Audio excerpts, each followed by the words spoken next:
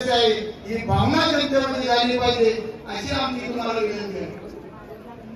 खरं तर तुमची गणना खूप लोक आता करतात। संतोष दादा मुंबईला राहतात, परंतु संतोष दादांना जर मुंबईला राहत असेल तर ही जनता या ठिकाणी उपस्थित नाही। प्रत्येकाने व्यवसाय करणं हा त्याचा न्याय हक्क आहे।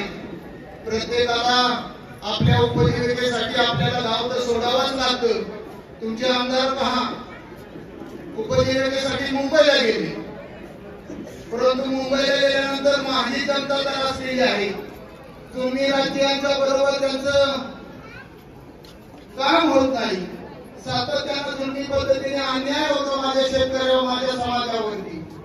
मग मी कुठेतरी माझ्या जागा जाणार जनतेच्या मनातला आणि पुन्हा आपल्या जुन्नर तालुक्यासाठी स्वतःला वाहून दिलं। काय वगैरे काय करायची गरज ह्या माणसाला? आयुष्यभर कमवून आयुष्यभर खाई बसून एवढे पैसे तर दादा असतील